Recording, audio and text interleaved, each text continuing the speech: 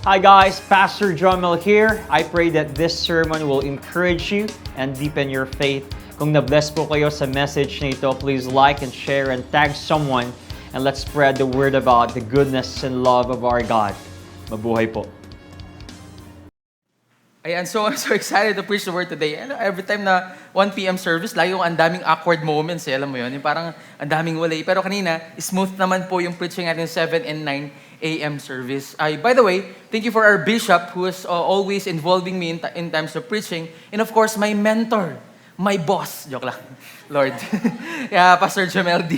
Gomez, nandiyan po siya. Always mentoring the youth and his heart is for the youth, and alam niyo po, isa po ako sa budukto ng Deep and Wide PH, or the ministry natin dito sa Deep and Wide. And pwede bang sabihin mo sa katabi mo, you are so blessed today. You know, the moment that you are here right now, ibig sabihin, ikaw ay pinagpala ng Panginoon. And hindi ko na po i-introhan yung message because today we're gonna talking about purity. And alam naman natin yung mga past few weeks, pinag-usapan natin yung purity. And purity is more than sex, sexual immorality, or sorry sa mga bata po dyan, it's more than that. And purity is, ito yung mga i-perceive natin ngayong araw kung ano ba talaga yung ibig sabihin ng purity sa pamamagitan ng isang kwento. And disclaimer lang po, hindi ko po ito pinipreach because I'm already pure. I'm preaching this because I'm pursuing purity. I love purity. I want to be pure. Ayoko na yung humaharap ako lagi sa Panginoon na hiyang-hiya kay Lord. I want to pursue purity because I want to be the person that God wants me to be. Ano yun? We are set apart. We are loved. We are righteous and holy sa harapan ng Panginoon. Positionally. But when it comes to practical, hindi pa. Kaya I'm pursuing it right now. Ito yung message na to, disclaimer lang ulit, ang message na to ay hindi po para sa inyo lang. I'm involved here. Or ito ay para sa akin din po. And this purity series, alam niyo mas naging peaceful tayong lahat. Amen. This purity series, alam niyo po, nag-uusap kami lagi ng mga D-groups ko. Andiyan may mga D-group ko. Ayan, yeah. Siyempre, kailangan di mo supportad dito, Michael, ha? Ayan. You know, sa D-group namin sila, Van, Michael, I want to mention my name. I want to mention names. Hirap eh. Kasi lagi itong madaldal, si JP Garcia, kilala niyo yan? Daldal nun. Ayan. And then si Kuya Vincent. Ubus yung oras ko kaka-mention, shoutout, no? Ayan. And these people, si Saif and all these people, yung mga D-group ko po, every Sunday, we're talking about purity. Kamusta yung purity mo, bro? Ano ba, Danny, di ba? Kamusta, ganyan? And alam niyo ba, mas nagiging genuine yung relationship namin sa bawat isa. Yun yung product or yun yung napuproduce ng purity sa bawat isa. Mas nagiging genuine yung heart namin kay Lord. At the same time, mas nagiging genuine yung heart namin sa bawat isa. No filter, talagang may mga struggles. Actually, there's someone na kinakausap ko ngayon through one-on-one because kailangan niya magpa-mentor about this kind of relationship sa Panginoon. Kaya hindi na po ako mag-i-intro. Pwede bang sabayan niyo na lang ako ngayon? Can we stand up to hear the word of the Lord today? Ayan, tayo po tayo lahat. And let's open our Bible on Luke chapter 7, verse 36 and 40. Ito yung kwento ng isang sinful woman. Maybe some of you here, alam tong kwentong to, or naririnig mo niya, it's all about desperation of a woman, and then she was a sinner. And alam niyo na yung kwento. But this time, we will connect it into purity. Are you excited to hear the word today? Yeah. Come on. Amen. And Luke chapter 7, 36 to 40, sabi dito, sabay-sabay niyo akong basahin. One of the Pharisees asked him,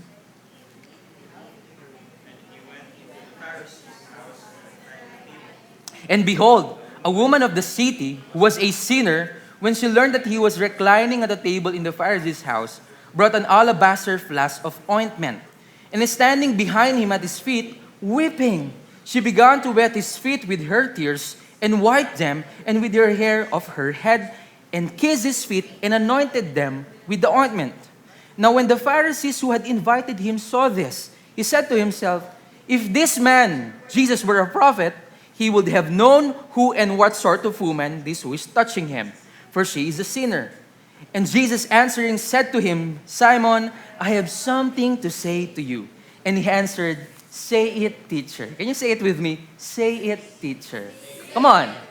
Come on. Say it, teacher. Let's bow our heads and let's pray. Lord Jesus, Lord, we believe your words, Panginoon, are true, Panginoon. And your words are not to compromise, Panginoon, but your words are to obey. So today, Lord, give us the heart that is obedient sa inyong mga salita.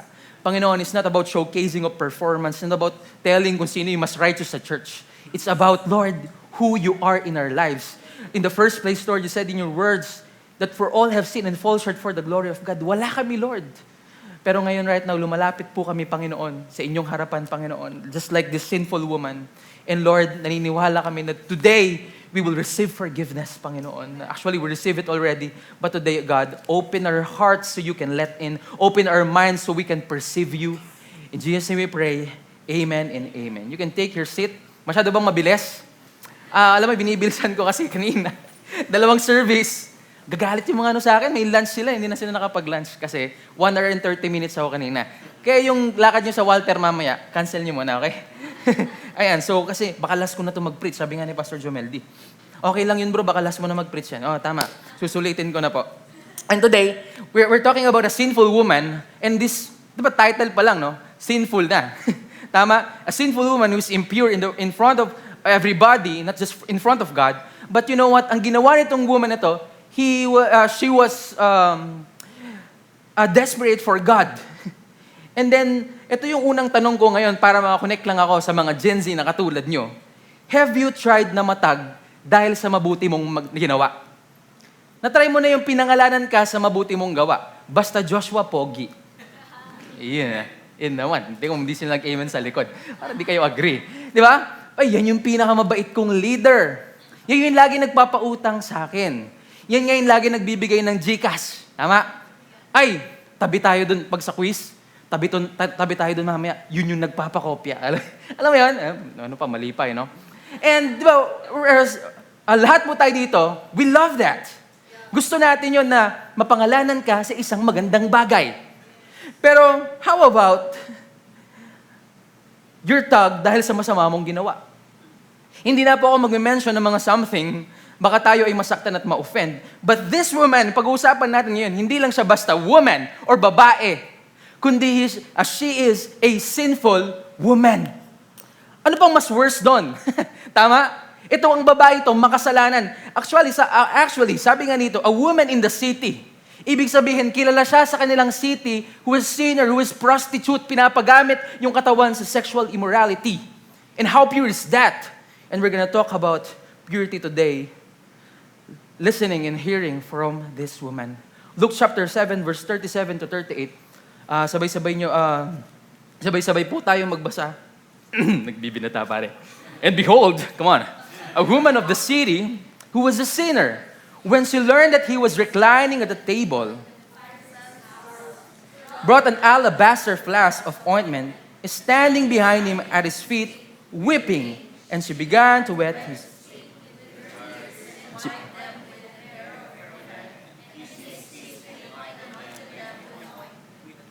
Yan. Nag-gets na ba natin yung story? We know the story already. A woman who was a sinner, talagang kilala siya sa city, talagang sikat siya sa pagiging sinful. Pero this woman, nung nakita niya na si Jesus nasa isang bahay ng Pharisees, which is si Simon of... Hindi yun. Si Simon, isang Pharisee na si Simon, yung nakita niya, narinig niya ng woman, na si Jesus ay nasa isang bahay ng Pharisee na si Simon. Ang ginawa niya, pumunta siya doon. Actually, during their time, yung mga tao nag-gathered sa isang courtyard. Okay, pag may mga guests sila sa bahay nila during their time, yung mga Pharisees o mga spiritual leaders, meron silang courtyard na tinatawag. Gara, di ba? Ako, court lang meron sa likod eh. Joke yun. Yard lang. Tama? And look at this meeting, mayroong mga meeting ng mga religious people. Actually, yung meeting na yon is welcome lahat ng tao. Pumupunta lahat ng mga tao doon, nakikinig sila, parang debate. Diba? Tapos may mga tao doon, parang courtyard, andun yung mga bisita, sa mga Pharisees, si Jesus siguro nakikita. Pero this woman, yung nakita niya magtitipon, yung mga Pharisees and spiritual leaders, yung mga so-called righteous people ng mga Pharisees at si Jesus, ang ginawa mo ni woman, pumunta siya doon. But look at this. Yung babae, during their time, hindi pwede yung mga pumunta sa yung mga tao doon na may bad reputation. Hindi pwedeng pumunta doon yung mga sinful na woman, pero hindi siya napigilan ng hiya niya at sasabihin ng tao. And one thing, bit-bit niya yung alabaster jar from Alabang. hindi kayo nag-guess. I just want to entertain you. Bitbit niya yung isang alabaster jar, which is sobrang perfume during their time.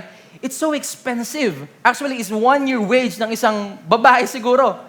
And actually, yung mga babae na hindi man nagtatrabaho, ibig sabihin talagang pinag-ipunan yon nitong woman na to. And maybe, yung alabaster jar from Alabang, baka ito lang yung pinakamahalagang bagay sa kanya.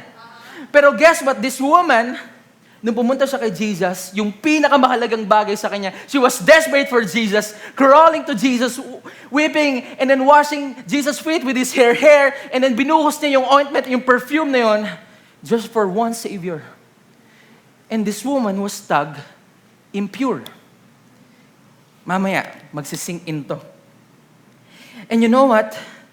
Hindi niya tingin kay Jesus is guest lang sa isang bahay. Hindi ang tingin niya kay Jesus ay parang mga Pharisee, one of the Pharisees lang. Actually, ang tingin niya kay Jesus ay Panginoon. Kaya lumod siya sa harap niya ni Jesus at tinugasan yung paa ni Jesus gamit yung mga luha niya. You know what? It is expression of surrender at worship. At sa bawat pagpatak ng luha, bawat dampi ng buhok, bawat patak ng pabango, parang sinasabi ng puso niya, Lord, I'm so desperate sa iyo. Itong alabaster jar na to, wala tong kwenta compared in your presence, God. Ikaw lang at lahat ng meron ako ay sa iyo na. She was desperate for Jesus. And this woman was tagged impure. Meanwhile, on the other hand, there's a person named Simon the Pharisee. And this Simon, alam nyo, actually si Simon, we think that he's the religious one. He is the pure one. Tama?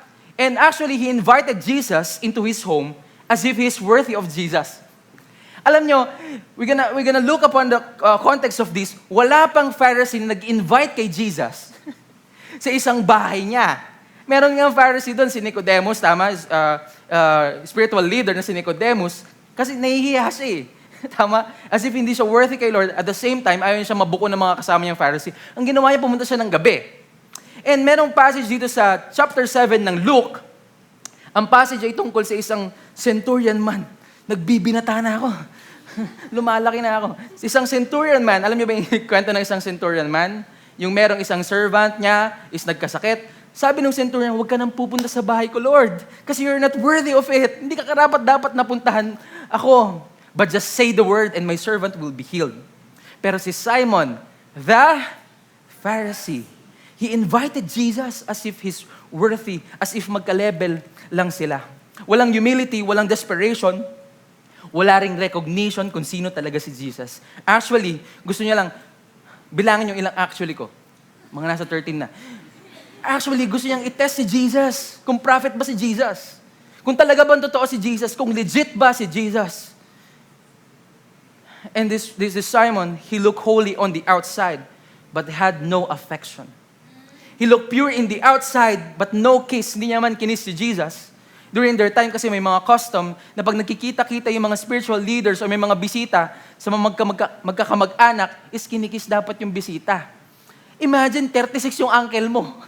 Diba? 45, 32, ang dami. Dami mong kikis, di ba? Put-put na yung mukha ko. Kapatid, parang hina ng mic ko. Ayan. And look at this. Simon, hindi man kinis si Jesus. Hindi man nga siya nagbigay ng oil. Ang ginawa niya is, hindi man siya pumunta out of desperation or invite si Jesus out of desperation. And one thing, we're gonna look upon today, maybe kinakapos ako parang si Kuya Doc last week ng energy. Pero number one, true purity comes from deep devotion, not religious appearance. Yung ginawa ng woman, it's deep devotion. Bakit? Kasi yun lang yung meron sa kanya, yun lang yung pinakamahalaga. Still, he came to Jesus desperately. Just like the woman. Pwede ko ba kayong matanong ngayong araw? When was the last time you were so desperate for Jesus? Youth, listen to me right now and right here. When was the last time you're so desperate for Jesus? Na wala kang pakialam sa image mo, o sa status o sinasabi ng mga tao sa inyo, basta gusto mo lang bumalik sa Panginoon. When was the last time yung huling beses kang lumapit kay Lord para hindi humingi ng mga blessings or breakthrough? You just want Jesus. Kailan yung time na kahit sandali lang napahinto ka na sa isang posture na, Lord, Gusto kitang ma-experience kasi I'm dry inside. Maybe you're seeing me serving, mga kapatid, pero I'm dry inside. Lord, gusto kitang ma-experience for this time. When was the last time hinanap mo si Lord? Hindi para gumaling, hindi para pumasa yung subject mo, hindi para magkaroon ka ng financial breakthrough, pero gusto mo lang siya. Because here's the truth. You can invite Jesus into your routine but never open your heart in worship. You can do that. Pwede kang magmukhang maayos sa labas pero empty sa loob. Pwede kang present every week pero never mo talagang hinanap si Lord. Pwede ka dyan, nandyan, nakaupo ka dyan. Pero never nasa puso mo ang Panginoon. Inom lang ako ng tubig, okay lang? Bilang kayo ng 10 seconds. Sige. Taga. Ulit.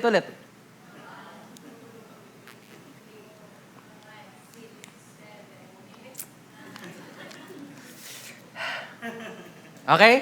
Ayan. Ngayon, kasi minsan guys, I'm telling you this, sa mga young people, minsan ang daling sabihin, close kami ni Lord. Tama? Close kami ni Lord. Pastor, close kami ni Lord. Alam mo yan. And then, I don't think so na kailangan ko na ng Sunday service. Kasi close naman kami ni Lord. Or, I don't think so na kailangan ko na mag-devotion. Ano ba yung pinapauso niyo, Pastor? No devotion, no serve. Close naman kami ni Lord eh. Okay kami ni Lord. Actually, I'm praying to Him every time. And, ano yung mga pauso sa church? I think close naman kami ni Lord. Pero, tanungin ko, close nga kayo ni Lord. Pero pag tatlo na lang kayo, ng girlfriend mo, ikaw at si Lord, Lord, labas ka muna. Wag muna ngayon. O kaya, close kami ni Lord, pero whenever merong isang, tatlo na lang kayo, pinalis mo pa si Lord eh. O kaya, close kami ni Lord, pero every time I see my co-minister, I don't think na kailangan ko siyang pakinggan. When I see my leader, close naman kami ni Lord, pero when I see my leader and I obey him in a heart that is full of pride. Close naman kami ni Lord. I don't need devotion. Kasi umaattend naman ako. Grace, blessings. Nagpipray ako every day. Sinishare ko nga yung mga reels lagi sa Facebook. Hindi na ako nagsishare, Kuya Jay, ng mga memes. Lagi ng deep and wide yung post ko. Close nga ba talaga kayo ni Lord? But how about your purity? Kung close kayo ni Lord, I just want to ask you this. How about your purity? Hindi pwedeng close kayo ni Lord. Pero pag may reels sa TikTok, merong isang magandang babae, paulit-ulit ka. Naririnig nung mama mo, ano yung kantang yan? 1 oras na yan 30 seconds ba yung kantang yan? Paulit-ulit. Nagagalit yung nanay mo. Pwede ba yun? Close kami ni Lord, pero pag mag-isa ko lang sa bahay, Lord, labas ka muna. Diba? Are you getting it? Close kami ni Lord, pero pag niyaya ako ng tropa ko, merong konting inom. Inom lang naman, pampatulog eh. Sige, minsan lang. Diba? Minsan lang every week. Diba? Lord, wag muna ngayon. But you know what?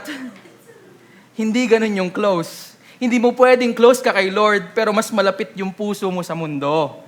Hindi mo pwedeng sabihing mahal mo siya, pero every time may temptation, you always give in. Pinipili mong iwan siya. And here's what we can glean here. Itong woman, sobrang desperado kay Jesus. He was tagged impure, pero wala siyang pake sa reputation niya. Dead may mga bulungan ng tao sa kanya at binuhos niya lahat kay Jesus. It talks about devotion. In the end of the chapter, itong woman na to na pumunta lang kay Jesus, so desperate to devote his life to Him. Alam niyo nangyari, sabi ng Panginoon sa kanya, your faith has saved you. Ibig sabihin, ikaw ay niligtas ko, ikaw ay pinatawad ko, ikaw yung ginawa ko ng malinis. Well, Simon, prominent sa community, parang close kay Jesus kasi umaawit dito eh. Kasi nagmi-minister dyan eh. And you know what? Siya mismo nag-invite kay Jesus, something na para sa walang gumawa nun, pero sabi ni Jesus at the end of the day, Simon, hindi ako believe sa'yo. Because Jesus always sees the heart that truly seeking Him, rather than a heart that just inviting Him for appearance sake. Matthew 5:6, blessed are those who hunger and thirst for righteousness, for they shall be satisfied. Yung mga taong always nauuhaw at nagugutom sa righteousness, they shall be satisfied by the Lord. Pwede mo sabihin mo sa katabi mo, blessed are those who hunger and thirst for righteousness, for they shall be satisfied. Ito po ang real talk. Hindi po ako makikipaghipokrito sa inyong harapan. Lahat po tayo dito. Ako po mismo, na-experience ko, kaya ako nakikwento eh. Kasi na-experience po nating lahat yan. Doon talaga tayo bumabaksak sa purity part. And para sa ating pong lahat to. Pero we don't treat purity as this. Minsan kasi po, we treat purity as behavior modification instead of a heart transformation. Akala natin we think as long as we behaving, ang bait-bait natin, laging maayos yung suot mo, nakapolo ka, di ba? Nakapolo ka lagi. Mamamalengke ka lang, nakapolo ka pa eh. May mga swimming, may basketball, nakapolo. And we think na, oy, pure sila, pure ako Lagi kasi ako nakapolo eh. Di ba? And that's good. Hindi ko pa sinabing magkasala kayo. O kaya, hindi ako nagmura today. Hindi ako nagalit sa asawa ko ngayong week. Hindi ako nagalit sa anak ko. Nag-provide ako para sa pamilya ko. Hindi ako naunood ngayon. Proud ka ba, Lord? But I feel pure. Pero ang tanong, kung naka-abstain ka from sin, o hindi mo ginagawa yung mga bagay na yan, ang tanong, kamusta naman yung puso mo? Kamusta yung devotion mo? Kamusta yung seeking mo kay Jesus? Because, guys, purity is not about external discipline. It's not just about self-control or avoiding sin. One thing, purity is about pursuing Jesus. Amen. Church. Madalas tayong pumapalpak hindi lang dahil mahina tayo. Alam nyo, madalas tayong pumapalpak hindi dahil mahina tayo. Madalas tayong pumapalpak kasi wala tayong devotion kay God. You don't fall into the sin of pride or sexual immorality or idolatry just because you're weak. Akala natin ang purity, it's all about this thing, sexual immorality. Actually, may mas mabigat pa sa sexual immorality, yung idolatry na tinatawag. Yung mas mahal mo yung ibang bagay kaysa sa Panginoon. Be careful with that. Pero that's not about it. That's not about abstaining from it. It's about kamusta yung devotion ko, kamusta yung pagpupursue ko kay Jesus. You fall because you're not connected to the one who makes you strong. And I just want to share a story. Every time nag-start po yung purity series natin, I always love this story. On 2 Samuel, chapter 11, verse 2. So ito po yung story ni David. Pag-uusapan natin yung story ni David kasi si David is God's after, mali, di ba? Man's after God's heart. Yun si David. Ibig sabihin, favorite siya ni Lord. Pero look at this favorite ni Lord. Ang nangyari, grabe yung nangyari. 2 Samuel 11:2, it happened late one afternoon when David, sabay-sabay niyo, sabay-sabay tayo magbasa? Okay. 1, 2, 3. It happened late one afternoon when David arose from his couch and was walking on the roof of the king's house, that he saw from the roof a woman bathing, and the woman was very beautiful. Look at this. Si David, galing sa pagkakatulog in one late afternoon, and then he was walking on the roof. Ang gara ni David may rooftop. Diba? He was walking on the roof, on the king's house, and then, he saw a woman bathing. Okay, may nakita siyang woman na si Bathsheba, kaya nga, nagtitake siya ng bath. Hindi ganun yun. Okay, invento lang namin yun. But this David, nung nakita niya yung woman bathing and was very beautiful. Alam niyo bakit gusto natin pag-usapan to? Kasi itong si David, he is pure in the eyes of God. Pero may isa siyang na-neglect, kaya somehow yung mga actions niya naging impure. Una is nagkaroon siya ng lust. Nakita niya si Bathsheba naliligo. Kasalanan ni Bathsheba yun, naliligo eh. Ba't nandun yun? Tama? Alam mo naman paano yun, roof. Joke lang, sinisip pa, no? Cut nyo na lang po sa online. Okay. So, si David nakita si Bathsheba naligo, and then nagkaroon siya ng lust. Actually, nag-inquire siya. Kumbaga sa modern translation, nag-wave siya.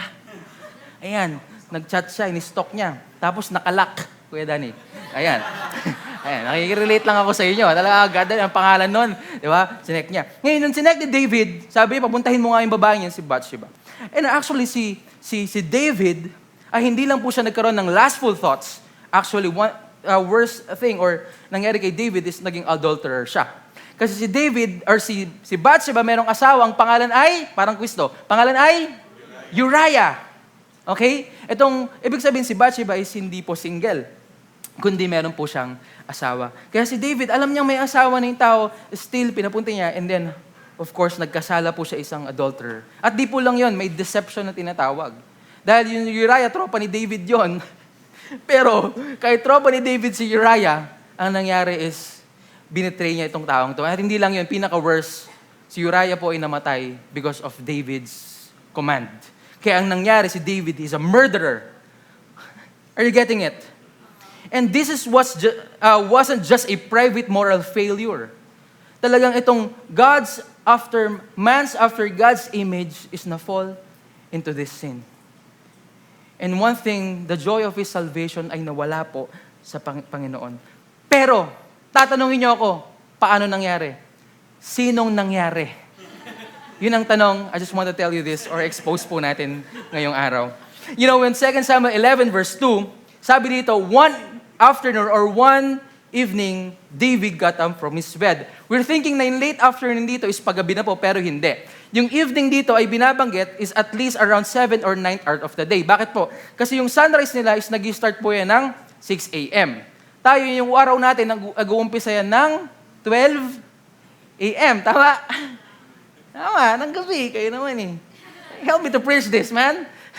Ngayon, itong sinasabi na evening dito or late afternoon is actually around 3 p.m. to 5 p.m. And, kukonect ko na para tapos na. You know, yung late one afternoon dito na si David na na-neglect niya, during their time, alam niyo ba yung late one afternoon dito na 3 to 5, na si David ay naglakad galing sa pagigising, gumising siya, naglakad siya sa rooftop, yung 3 to 5 window na yon is actually, si David ay hindi dapat natutulog. Actually, on the 16 actually po, in the first chapter, or for the previous chapter, si David, sabi nito, when kings goes to battle, David remained in Jerusalem. Ibig sabihin, si David dapat nag-lead ng war, nag-obey sa command ng Lord. Kasi during their time, mandatory po yung mga kings na mag-lead ng isang war. And sabi nga ni Uriah, David, di ako pwedeng matulog. Yung Ark of the Covenant nasa labas. Ikaw nga, ba't nasa loob kayo? Pwede lang ganun sabihin, no? Pero si David dapat nagdi-devote ng time kay Lord, nag-obey. Because during their time, yung 3 to 5 window na yan is yung mga priests is nasa temple. Ibig sabihin, yung time na yan, na 3 to 5, na si David dapat nagdi-devotion, kasama yung mga priests, nag-aalay sa temple at nagpipray. Ang ginawa niya is galing siya sa pagkakatulog. Are you getting it? Ibig sabihin, nakita natin dito na mayroong spiritual laziness na tinatawag. Hindi lang yung nadapa si David, hindi lang ito biglaan, kundi nagsimula ito sa pag-iwas ng tungkulin niya sa Panginoon. Nagsimula ito sa pag-iwas niya sa presensya ng Panginoon. You know what? When you skip the place of devotion, madami akong gustong example at isingit dun eh. Pero baka umaba pa eh. When you skip the place of devotion, you open the door for temptation. Kaya nga sabi sa Psalms 119 verse 9 to 11, how can a young man keep his way pure? Paano daw, ito yung sinabi ni David, how can a young man keep his, sabay-sabay tayo magbasa, how can a young man keep his way pure by guarding it according to your word?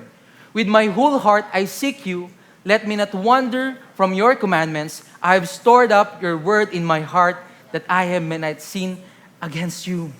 Kaya paano daw tayo magiging pure? We're talking about purity here and we want to be pure. It's not about abstaining to sin. It's all about one thing, guarding it according to your word. Kaya sobrang halaga po ng devotion, sobrang halaga po ng word ng Panginoon. Di ba? Hindi naman sinabi dito, how can a young man keep his way pure? By not doing these things. Hindi naman, di ba? How can a young man make his way pure? By not watching Netflix at 3 a.m. Hindi naman po sinabi yun eh. One thing, how can a young man keep his way pure? By guarding it according to your word. With my whole heart I seek you, let me not wander from your commandments. I have stored up your word in my heart that I may not sin against you. Bottom line, nagkakasala po tayo hindi dahil hindi natin kaya. Nagkakasala po tayo because lack of devotion and lack of word of the Lord. Actually, if we're gonna context this in New Testament, John 1:1, in the beginning was the Word, and the Word was with God, and the Word was God, and the Word became flesh and dwelt among us. Ibig sabihin, how can a young man keep his way pure? By guarding it according to Jesus. Are you getting it? Kaya this woman, she was so desperate for Jesus at naging pure siya. Ganon din po tayo. One thing that will keep you pure is about your desperation about God. Desperation about Jesus. Kaya the question isn't, nakaiwas ka ba ng kasalanan today? I-mention ko sana si Michael pero hindi na. The question is, nakaiwas ka ba ng kasalanan today? Church, hindi yun ang question. Ang question is, did you pursue Jesus today? Do you spend your time with the Lord today? Do you read your Bible? Come on, church. Do you read your Bible today? Ikaw ba ay attentive sa mga word ng Panginoon ngayong araw? Because purity is not about checking the box. I just want to tell you this. Purity is not about, hindi ko nagawa to ngayon. Nagawa ko to this time. Hindi ko nagawa to. Nakaiwas ako sa ganito. It's not about that. Purity is about chasing the Savior. So today, wag mo lang tanungin, am I avoiding sin to be pure? Am I not doing this to be pure? Ang tanong, am I pursuing Jesus? Alam niyo po sa church na to, wag po kayong magtaka kung mga leaders natin, ang unang tinuturo sa inyo is paano mag-devotion. Kasi yun po ang pinakamahalaga. Di ba? Parang may mga bago tayo dito.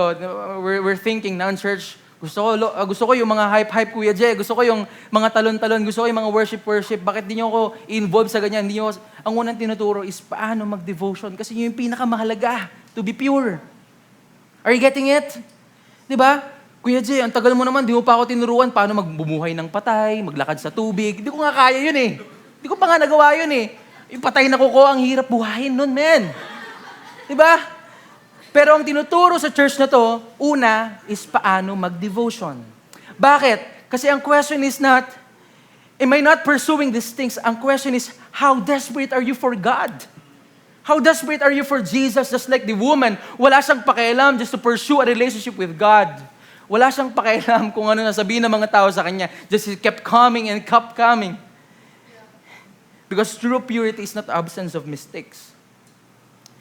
True purity is a presence of a heart that longs for Christ. Are you getting it? We're so blessed po na ang church na to longs for Christ. Amen. Amen. Can I hear an amen? Youth. We're so blessed that this church longs for Christ. Bakit po? May mga training po tayo every week.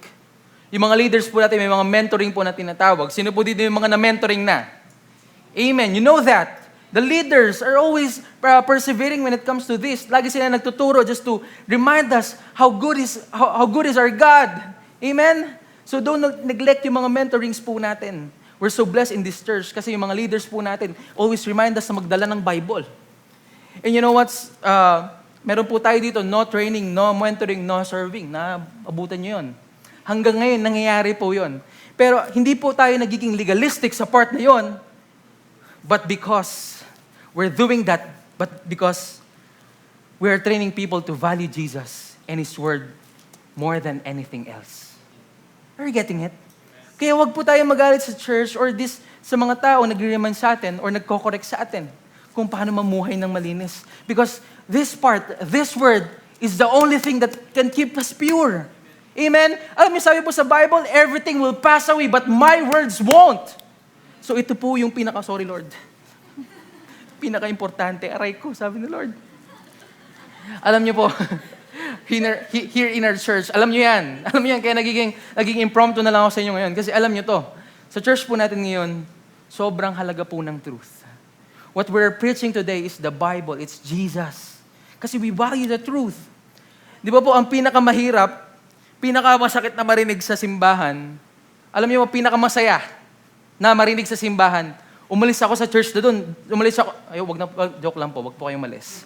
Pinakamasakit sa pinakamasaya, para sa akin lang, yung may taong na-offend kasi doon sa church na yun, pinipreach nila yung grace and truth eh. Kaya ako umalis doon eh. Ayaw nila sa immorality. Ayaw nila yung mga ganito, yung mga ganyan. Kaya ako umalis dun eh. O kaya ayoko doon kasi, alam mo yun, pinaka nakakatuwang marinig sa isang tao na huwag sanang umalis dito sa church, pero sa taong na-offend, alam mo, ayoko doon eh. Galit na galit ako sa leader doon. Alam mo bakit? Tinuturuan ba naman ako mag-devotion? Pinipilit ako magbasa ng Word of God. Grabe yung leader kong yun. Gusto niya matuto ako about kay Jesus. Yung preaching about purity na lumapit daw sa Panginoon, ayaw ko ng ganun. Alam niyo po, are you getting it? Alam niyo po, mas malulungkot ako at matutuwa si Satan kapag nakarinig kayo, umalis sila sa church na yun. Alam niyo bakit? Yung kuya doon, si Kuya J. Nag-promote ba naman ng online casino? Scatter. Grabe si Kuya J. Binigyan pa kami ng GCash. Sabi niya, puhunan daw namin. Aalis ako talaga sa simbahan na yon. Pero alam niyo, this church is not promoting that. Actually, it's promoting righteousness. It's promoting purity. O kaya, di ba, meron, doon talagang inimbitahan kami doon sa online dating. O kaya, wala namang standard yung purity doon. Mas okay pang, wag na kayong malis. Mas okay yun. Pero I just want to tell you this. We're speaking the truth or not. May mga times na mga tao ma-offend at magagalit. Kaya let's speak the truth na po. Bakit? This is not about perfection. It's about sanctification and progression. Hindi po tayo para maging perfect or maging holy, talagang sobrang holy, no? Yung tipong pag nagdasal ka, may mga lumulutang na upuan. Hindi po ganon. We're not pursuing that. We're pursuing one thing. It's all about being Christ-like. Maging katulad ni Kristo. Bakit po? Kasi binanal na tayo ng Panginoon. Alam niyo po ba, simula nag-start tayo ng training, mas naging bold po tayo sa teaching the truth. Mas naging pure yung heart ng mga ministers natin. Sa youth po natin dito, na-observe niyo ba yung mga kasama niyo? Panay mga bago. Tingnan niyo yung mukha ng kasama niyo. Mukhang bago yan. Tama? And alam niyo po, halos 7 weeks na tayo about sa purity or 8 weeks. Pero still, bumabalik yung mga kabataan na tulad nyo. And as a good indication of that, dumadami pa nga, in fact, ibig sabihin seryoso kayo sa relasyon nyo sa Panginoon. Can you clap your hands to Jesus? Kasi po, hindi lang po tayo nag-train ng mga comedians dito na nagpapatawa, na pinapakilig kayo, na blessing, grace. Alam niyo po, we're training for soldiers of Christ. Bakit po? Hindi na pabuti ng pabuti ang mundo. Alam niyo, minsan sumakay ako sa isang UV ba yun? Blue dot. Pero naging white na siya. White dot. Tapos, pagod ako talagang pagod ako, tapos may narinig ako sa likod ko, nagkichismisan. Tapos, alam niyo yung mga chismis nila, yung mga grabe. Napagulon ako eh. Talaga? Alam mo yun? And I'm listening to them, nag-eavesdrop ako. Alam niyo, parang, sabi ko, grabe yun na. Ibig sabihin po, hindi na pabuti ng pabuti ang mundo. Pasama ng mundo. Ang tanong ko kay Lord, nag-devotion ako bigla eh. Napasikaw kay Lord, totoo po nangyari to. Sabi ko, Lord, yung narinig ko, giginawa pa kayang buhay namin, mga Kristiyano? Babait pa kaya yung mga tao? Sabi po sa Bible, hindi. Pasama ng mundo. And actually, hindi na normal po yung mga nangyayari ngayon. Amen? Imagine na lang, mas maingay yung Pride Month kaysa sa Bible Month. Mas binopromote ng mga government officials natin, hindi siguro dito, kung magalit yung mga natin, baka sa ibang lugar, baka dun sa Batanes. Ilayo ko na lang yung sarili ko. Pero mas binopromote yung Pride Month kaysa sa Bible Month. Tayo nga mga Kristiyano na mismo, hindi nyo alam kung ano yung Bible Month kung kailan. Kailan? Di nyo alam, di ba? January. Everyday, January. And alam nyo po, hindi na pabuti ng pabuti ang mundo. Kaya kailangan maging pure tayo sa harapan ng Panginoon. We speak the truth. We speak the gospel. Alam niyo po, may mga nababalitaan tayo, hindi na normal. Grade 10, sinaksak yung dating kasintahan. Aray ko! Tama? Hindi normal yun. Hindi normal yun. Grade 10 ako, gusto ko lang maging si Goku. Gusto ko maging Super Saiyan. Tama? Gusto ko maging si Naruto, kaya may Rasengan sa kamay ko. Pero ngayon, grade 10, sinaksak. Hindi man natakot. Sa Nueva Ecija po yun. I heard the news habang nag-scroll ako. Kaya guys, dito sa church natin, keep on attending training. Keep on pursuing Jesus. Amen. Keep on learning about Christ. Keep on sharing the gospel. Dahil si Jesus lang po ang sagot dito sa mundong magulo. Amen. And this is the most important thing. It's your devotion kay Lord. Alam niyo, sabi nga ni Paul, alam niyo si Paul, sabi niya meron siyang isang contrast or meron siyang story. Sabi niya, si Paul nagmayabang, sabi niya, ako'y Hebrews of Hebrews. Ibig sabihin, lineage ako ng mga Pharisees talaga. Sabi niya talagang, allowed ako, actually, ako ay under sa teaching ni Gamaliel. Gamaliel during this time is parang yung mga UP po, di ba? Parang mga ganon. Sila yung mga galing na mga teachers. And then si Paul, nagmamayabang na sabi niya, when it comes to holiness, wala kayong binatbat sa akin. I'm so righteous. Nagawa ko lahat yan, lahat ng laws because memorize niya yung Torah. Pero sabi niya dito sa Philippians 3:8, look at this. Sabi niya, lahat ng yan meron ako, but I count everything as loss compared to the surpassing worth of knowing Jesus, my Lord. In other terms, parang sinasabi niya, alam niyo, meron ako lahat ng position na yan. Engineer ako, ganito ako, doktor ako, and all. Pero it's not, account everything as loss compared to the surpassing worth of knowing Christ. Anong ibig sabihin po yun? I count everything as loss. Wala yung mga bagay, yung position na yung pinag-aaralan ko ngayon, yung pagiging architect ko, yung pagiging ganito ko, pagiging yung mga possessions ko, may kotse ako ngayon. Wala lahat yan compared to the surpassing worth. Yung worth na inaalam ko kung sino si Kristo na aking tagapagligtas at ang aking Diyos. Are you getting it?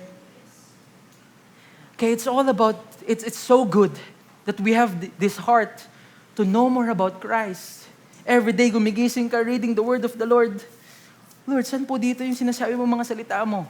I want to hear today. I want to listen to you today. And that keeps you pure. That keeps you pure. Point 1 pa lang po yan. Amen? May 5 pa. Ayan, going back to the story. Ay, may story pala. Going back to the story, on Luke chapter 7, verse 44 to 46, baka last ko na po ito mag-preach, kaya hahabaan ko na. 44 to 46, sabi dito, then turning toward the woman, and he said to Simon, do you see this woman? I entered your house to give me no water. Shortcut na lang po natin para masabi ko pa yung pang-4 na verses or pang-5 chapter or 5 points. Nung nakita ni Simon na lumapit ng babae kay Jesus, naisip ni Simon kung prophet pa talaga si Jesus. Holy ba talaga si Jesus? Kasi sa panahon po nila, ang tingin ng mga Pharisees, kapag nahawakan ka ng isang taong impure, magiging impure ka na rin.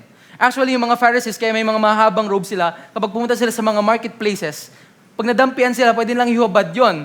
Actually, pag nahawakan sila or nakahawak sila ng patay or ng mga unclean or mga normal na citizens lang, actually, nagpapa-quarantine sila sa temple. Ganun kagrabe yung mga Pharisees. Kaya kasabi niya, kung propeta si Jesus, hindi niya hahayaang yung woman lumapit sa harapan niya kasi yung woman is sinner. Look at this. Si Simon respected, educated, pero walang affection. This woman is sinful. He wants forgiveness. She wants forgiveness. Pero sabi ni Simon, yung babae na yan, hindi dapat lumapit kay Jesus. Yung babae po, judged, rejected, and broken, pero overflowing yung love and worship niya.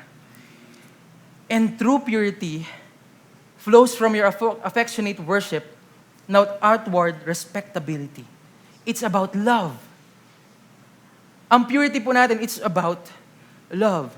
Kasi what happens when you truly love God? One thing, ikaw ay ginanawa na ng pure ng Panginoon. Amen? By God's grace, because of what Jesus has done, ikaw ay ginawa ng pure ng Panginoon. Can I hear amen? Dapat you know the truth that someone died for you and gave His life for you. Kaya when I say you are justified and you were made holy, you can say amen. Diba? Ikaw ay binanal na ng Panginoon. Paya ako dun. You should say amen. Kapatid, here's the truth. When you truly love Jesus, you will worship Him. Worship is not just a song. Worship is surrender. At kapag nag-worship ka sa Kanya, dapat pure yung puso mo. Romans 12 verse 1, I appeal to you therefore, brothers, by the mercies of God, to present your bodies as living sacrifice, kay Lord, holy and acceptable to God, which is your spiritual worship. Ang tunay na worship is you're making yourself pure in front of the Lord. At ang tunay na worship, natural na umaagos po yan sa service natin. At kapag nagsisilbi ka sa Kanya at nag-worship ka sa Kanya, hindi mo rin may iwasan mahalin yung mga tao sa paligid niya. Amen. Kasi sabi ni Jesus, meron dalawang command or greatest command when it comes to loving. Sabi dito, sinama rin ni Lord yung 10 greatest commandments at sinama rin siya sa dalawa. Sabi dito, love the Lord your God. Sabay-sabay niya tulungan niyo akong sabay-sabay basahin. Love the Lord your God with all your heart, soul, mind, and strength. Love your neighbor as yourself. Very good, children. And meron dalawa daw greatest commands sa Bible. It's to love your God with all your heart, soul, mind, and strength. And love your neighbor as yourself. Alam niyo po ba, real purity is not just absence of sin. Ang totoong purity is about the presence of love to one another. Affections turns into action. Alam niyo po, merong isang nag-testimony sa ating magnification team. And matagal na po siya sa church. And then alam niyo yung testimony niya? Sabi niya, nag-visitation kasi last time during our training part is meron tayong parang application doon na visitation. And then bumisita siya sa mga kapatid niya, nag-encourage siya ng mga taong binisita niya. And you know what sabi niya? Yung bumisita po kami, hindi lang po beneficial sa church. Actually kami po is nabago. Actually po nag-visit kami, mas na yung fire ko para sa mga tao at para kay Lord, mas lalong tumindi. Parang extended na yung version, no? And sabi niya, alam nyo, parang ngayon lang ako nag-serve talaga. And this person, ang tagal niya na sa worship team. Pero sabi niya, yung binagbisita ako, nag-encourage ako ng mga tao, nagmahal ako ng mga tao, sabi niya, parang ngayon lang ako nag-serve talaga. Kasi na-realize niya, it's not about music. It's not about ministry, yung pinutugtog mo, yung pinupukpok mo, or yung nagkakamay-kamay ganyan. It's all about the people. And we are set apart for a holy use. Hebrews 10:10, we have been made holy to the sacrifice of the body of Jesus Christ once and for all. Ikaw ay ginawa ng banal ng Panginoon, sacrifice of the body of Jesus once and for all. Alam niyo po yung Greek word ng hagios, or yung holy dito, it means hagios, it means set apart from common use. Ikaw na humihikab ngayon, joke lang. Ikaw ngayon, ikaw mga tao ngayon. Guys, kayo mismo. Alam niyo ba, you are set apart for common use. May silbi ang buhay mo. Hindi lang kalambas sa mahal mo si God, dapat mahal mo din yung mga tao sa paligid mo. This is the metaphor. Imagine may toothbrush ka. Tama? Itong toothbrush na to, talagang, ang ganda mo, favorite mo itong toothbrush na to, 2 years na sa'yo. Talagang bumuka na sa men. Talagang, grabe to, pwede na. Itong toothbrush na to, ginagamit mo lang sa bibig mo yan. Tama? Yes. Itong toothbrush na to, hindi pwedeng, saglit, maglinis niya akong sira saglit. Linisin ko lang ito saglit, ha? Ayan. Yung sapatos ko, kailangan ko malinis. Tama? Yung toothbrush. Ano na kasi ngayon? Pinasok yung toothbrush. Are you getting it? Yung toothbrush na yon, hindi mo, yung ginagamit mo sa bibig mo, hindi mo pwedeng gamitin pang sapatos yan. Amen? Ngayon, ganoon din sa buhay natin. Hindi pwedeng kay Lord ka na, pero pinapagamit pa rin natin yung buhay natin sa mundo. Dapat pinapagamit mo yung buhay mo dito sa church. Amen? Kay Lord.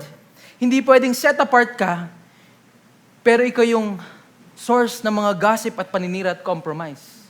Hindi pwedeng you're telling you're set apart and holy, I'm worshiping the Lord right now, I'm doing the ministry, pero ikaw yung pinaka-toxic sa magbabarkada. Sa'yo pa nanggagaling yung mga bad news, sa'yo pa nanggagaling, instead of good news, sa'yo pa nanggagaling. Hindi po pwede yun. Hindi pwedeng set apart ka, pero yung bibig mo, ikaw yung mga nauuna sa mga unwholesome jokes. Hindi pwede yun.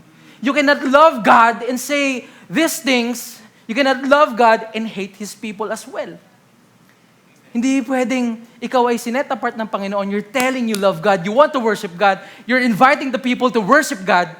Pero nagsisimula sa yung hatred para sa mga tao. Ephesians 4:29, let no corrupting talk, do not let any unwholesome talk come out of your mouths, but only what is helpful for building others up. If you belong to Jesus, your mouth belongs to Jesus. Your mind belongs to Jesus. Your actions belongs to Jesus.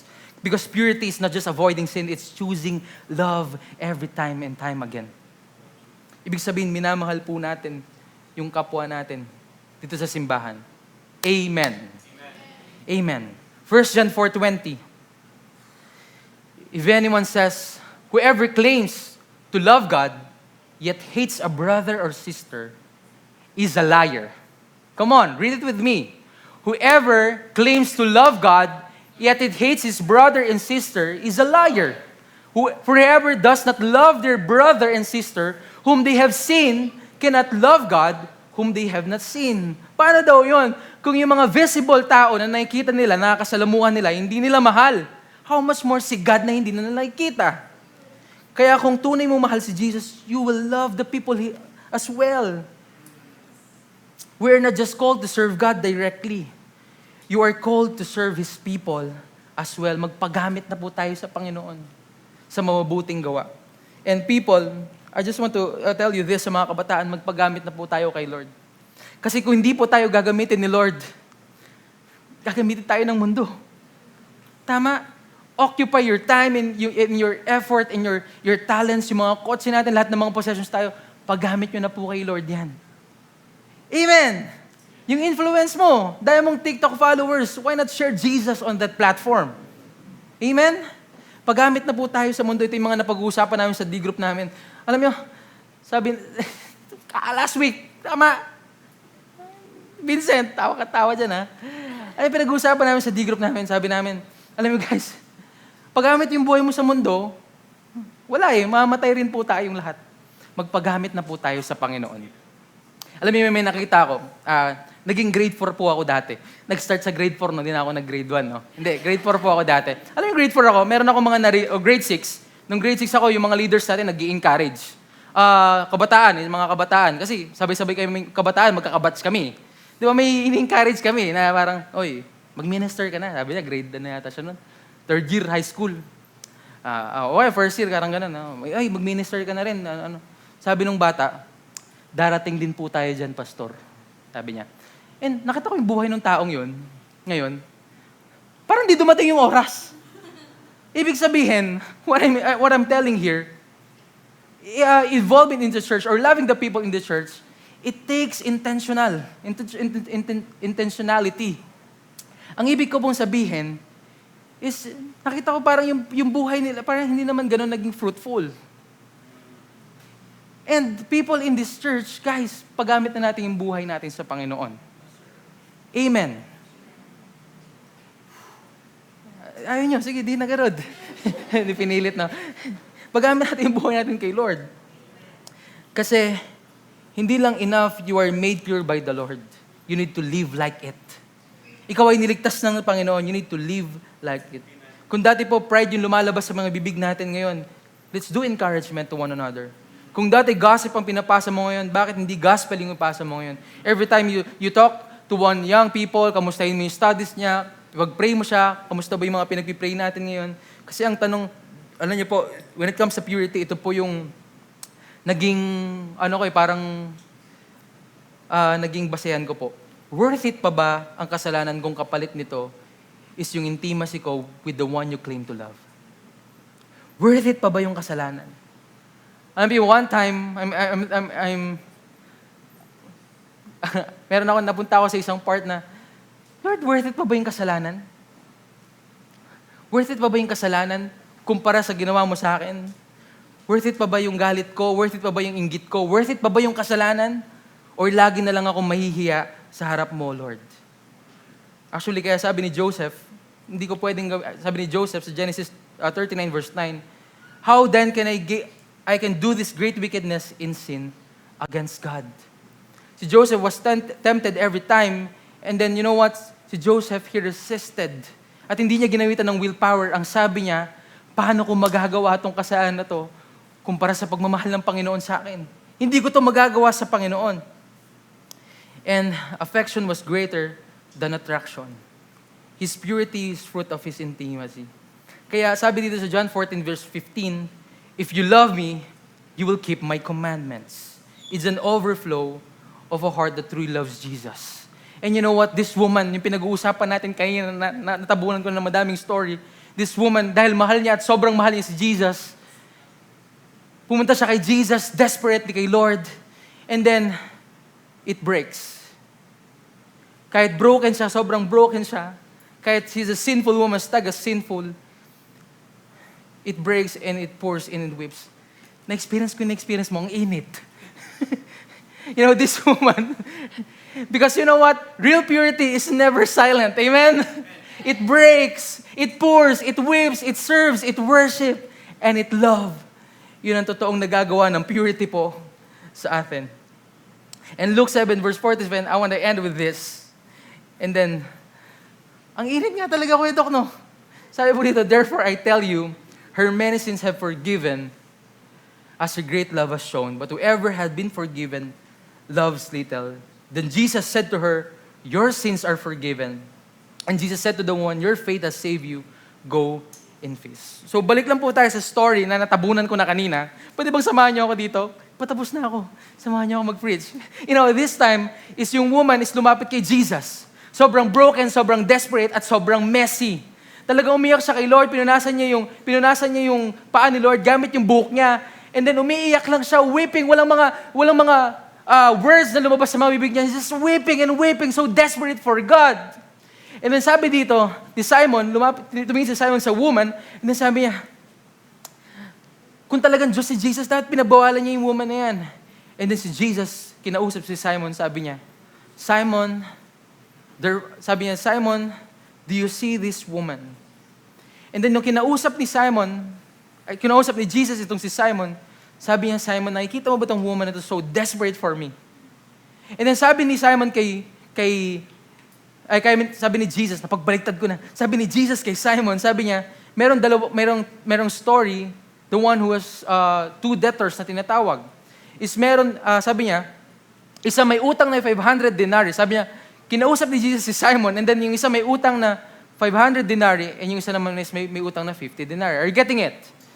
Sabi ni Jesus kay Simon, Simon, merong dalawang may utang. Una yung may utang ng 500,000, i-translate lang natin. Ito yung utang may 50,000, 50 pesos na lang. Okay? Tapos sabi niya, Simon, dun sa dalawang yon, pinatawad nung pinag-uutangan nila. Yung dalawang may utang, pinatawad ng pinag-uutangan nila. And then yung may utang na 500,000, may utang na 50, sabi ni Lord kay Simon, sino yung mas pinatawad sa kanila? Kayo, tanungin ko kayo ngayon. Tanungin natin yung bawat isa. Sino yung mas, sabi mo sa katabi mo, sino yung mas pinatawad? Ini-spoil mo na, tatanungin ko pala. Ayan. Siyempre, alam naman natin, di ba?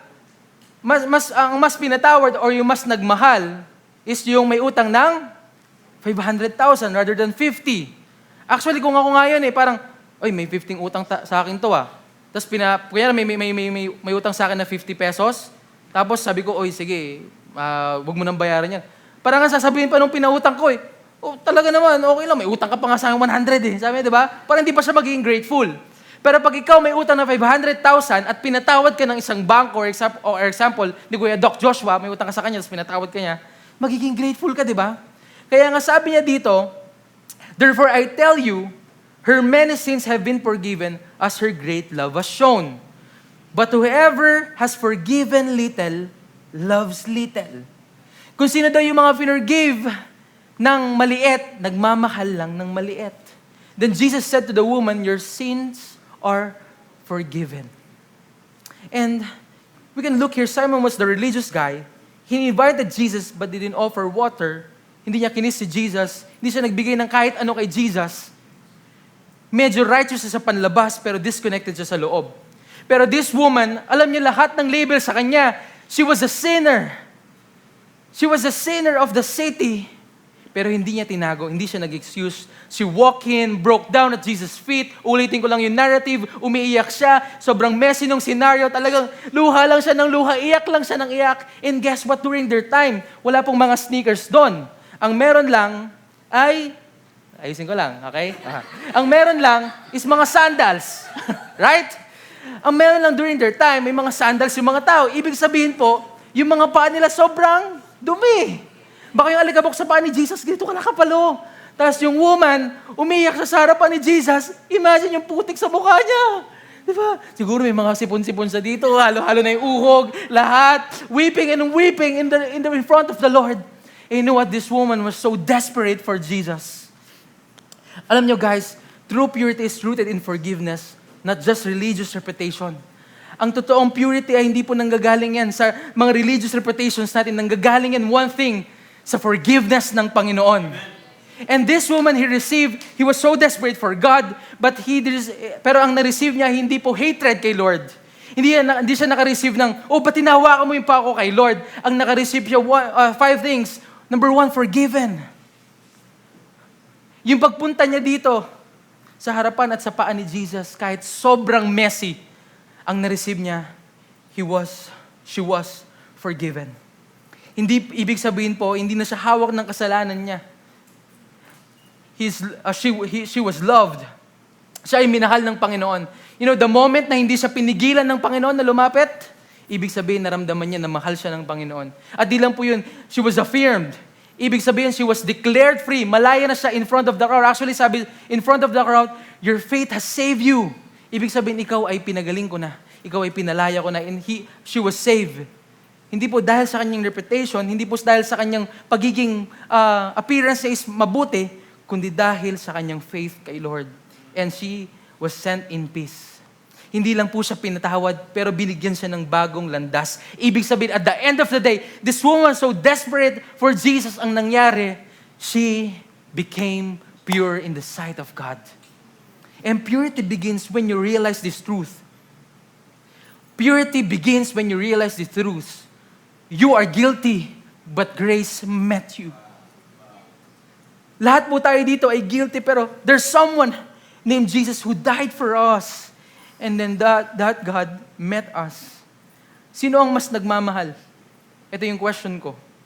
Napansin niyo, alam niyo po, napansin ko sa church na to, yung mga mas nagmamahal, yung mga mas committed, yung mga pinaka-committed, yung mga pinaka-totoong maglingkod sa Panginoon, ito yung mga taong alam kung gaano sila niligtas ng Panginoon. Yung mga taong bumabalik dito sa church, I know you're always coming back to the church and always coming back to Jesus. Hindi sila bumabalik para ma-involve naman ako uli. Not something like that. Alam niyo ba sila bumabalik dito? Because one thing, naramdaman nila yung pagmamahal ni Jesus. Kaya sila bumabalik dito, hindi naman para mapakita na huli na naman sila uli. O nagbabanal-banalan sila. They're coming back in here because they want to receive that forgiveness just like this woman. You know, the ones who desperately need Jesus. Yung mga taong pag nakakarinig ng preaching, nakakarinig about kay Lord, kailangan ko yan, Kuya Jed, kailangan ko ng Bible, kailangan ko ng devotion. Yung mga taong sobrang desperate kay Lord are the ones who will always coming back into Him. And you know what? When you go back into Jesus, He's the person that says, go, and your faith has saved you. Go, and your faith has made you whole. Yung mga alam kung gaano sila pinatawad, sila yung mga hindi mo mapigilan mag-worship. So every time may worship dito, umiiyak, tumatangis dahil sobrang buti ng Panginoon sa kanila. Makikita niyo po sa church na to, yung mga dating wasak ang pamilya, pero inayos ni Lord, ngayon sila yung mga laging nandito ngayon. Si may laging nag-i-involve. Yung mga dating adik, yung mga dating lasinggero, yung mga dating hindi nakakaranas ng pagmamahal, alam niyo, they always want to come back to Jesus because they receive forgiveness. Yung mga dating walang gana yung buhay, alam niyo yung mga taong yon, sila yung mga mas nagmamahal sa mga tao sa paligid nila. Sila yung mga mas nagmamahal sa mga pastor nila. Sila yung mga mas nagmamahal kay Lord mismo. Sila yung mga lagi nagdi-devotion na apart from the Lord, hindi ko magagawa. Apart from the Lord, we are nothing. Yung mga taong sobrang pinatawad ng Panginoon. Yung mga taong sobrang makasalanan. Yung mga taong sobrang makasalanan at pinatawad ni Lord, sila yung mga laging nai-involve. You know, sadly, marami sa church katulad ni Simon. Maybe hindi sa church na to, baka sa Batanes nga talaga. Ayoko pong maka-offend. Pero, madami magsasabi, sino ba yung Simon na yan? Or sino ba yung woman na yan, pa-worship? Sino ba yung babaeng nasa taas, nasa stage, pa-worship? Sino ba yung lalaki na yan, pa-worship? Pa-drums, pa-serve sa ministry? Alam ko naman yung kasalanan yan eh.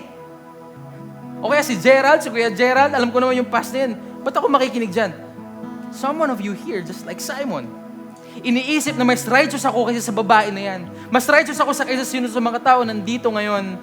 Pero hindi niya alam, makasalanan din siya. Hindi natin alam, we think that we're better to anybody here.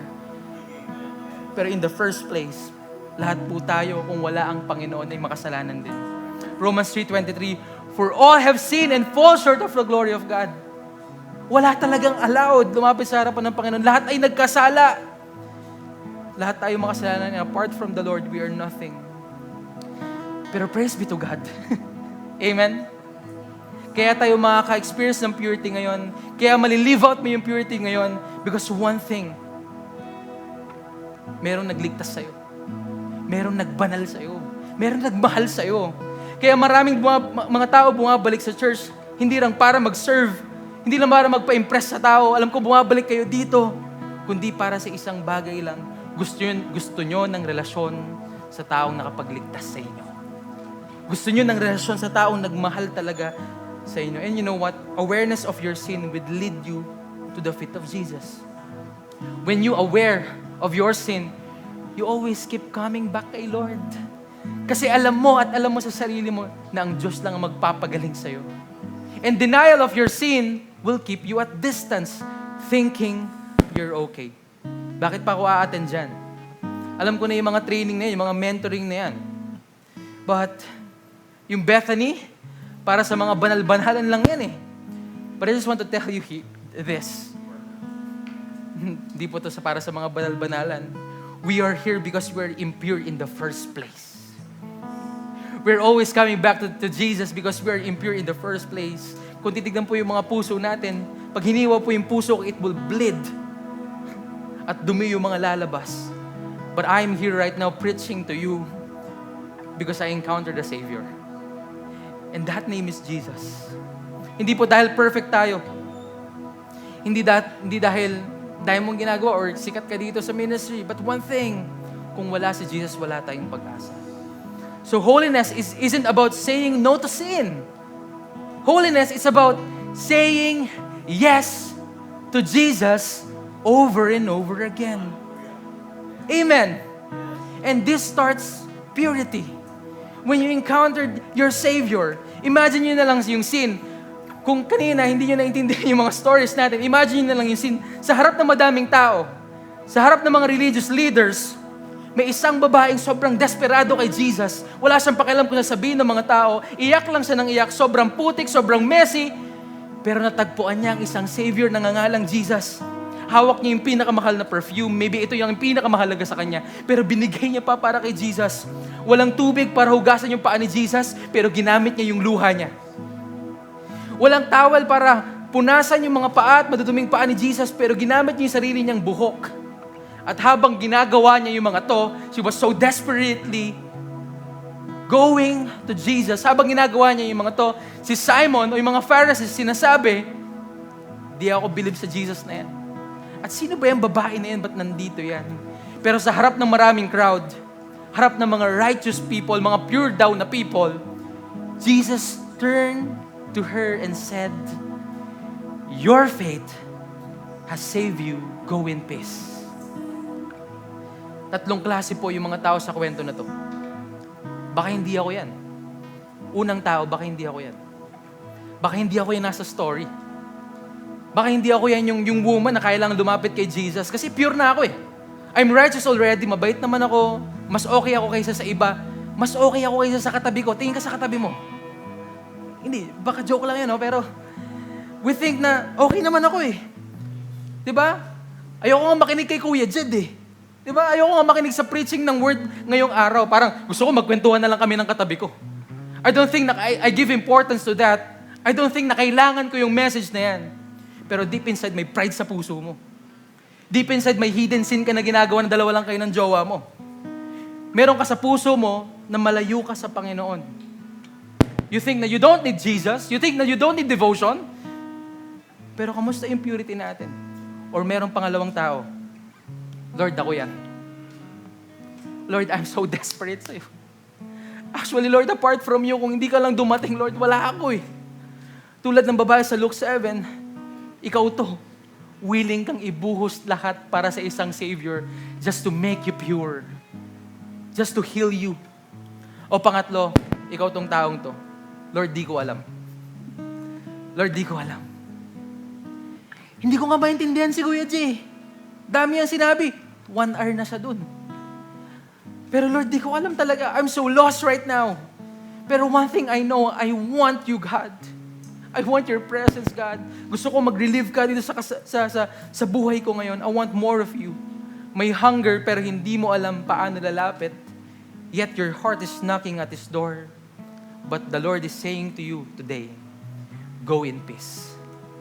Lumakad ka na merong peace. And if that happened to the woman, it can happen to you as well. Kung nangyari po yung sa babaeng sobrang desperate kay Jesus, you know what? Someone merong sobrang desperate rin para iligtas ka. Merong isang Diyos na nagkatawang tao. Pinarusahan, dinuraan, pumunta sa pinakamababa, kinuha lahat ng kahihiyan, lahat ng kasalanan mo, lahat ng impurity mo, at ipinako niya sa cross. You're pure today, hindi dahil sa ginawa mo, kundi dahil sa ginawa ng tao ang nangangalang Jesus. Amen? And alam niyo, kaya niyo mong maging pure ngayon. Amen.